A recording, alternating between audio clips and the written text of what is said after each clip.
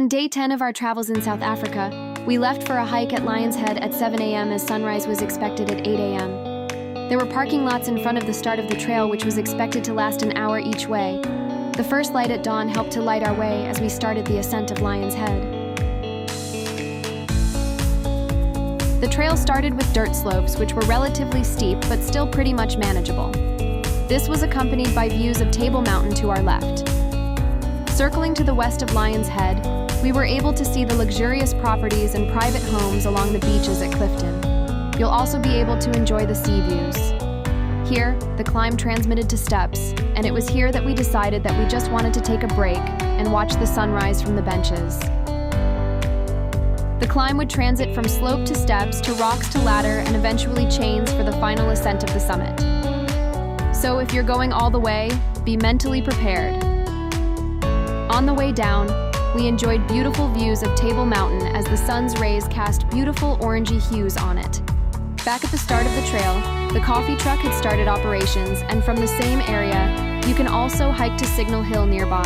5 minutes away, we drove to Table Mountain for ascent via cable car for 490 Rand per person. There are parking lots with car guardians taking in tips as we parked. The queue was not too long as it was a weekday morning. Thankful for sunshine, clear blue skies, and a not-so-windy day this morning.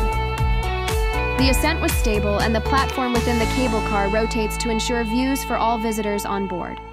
Less than 5 minutes later, we were at the top for breakfast at Top 67 Restaurant. Yes, 67? Haha. We had chicken avocado pizza and beef pastrami bagels with carrot cake and iced Americano before strolling about the top of Table Mountain.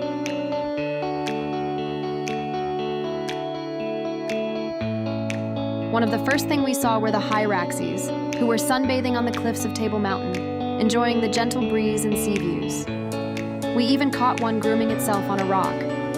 So cute. Views of Table Mountain are largely classified 3 parts: the sea views to the west and even Hout Bay to the southwest, Cape Town to the north, and the Stellenbosch mountain range to the east. There are many Instagrammable spots on Table Mountain, including the uniquely flat terrain at the top, hence its namesake. Take your time to explore the many amazing views here.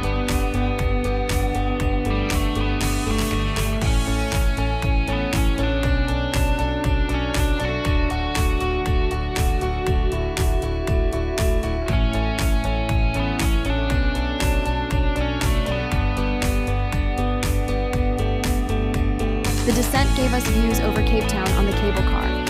From there, we drove to our next stop at Hout Bay.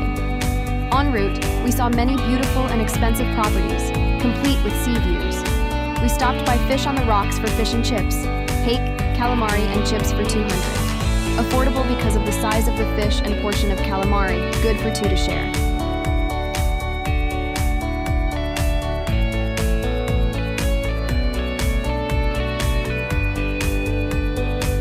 Next door, we checked out the Bay Harbor Market, which was surprisingly clean and well laid out. Artisanal shops for crafts and art can be found here.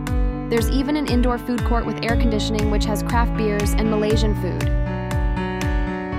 En route back, we drove by Bo-Kaap to see the neighborhood with colorful houses before checking out the pool and gym at level 27 of our Airbnb, which also had a bar that closes at 9 p.m.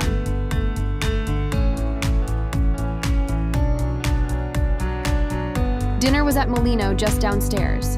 Chicken pasta was delicious, and the cheeseburger was of a generous portion. Peanut milkshake rounded up our dessert this evening.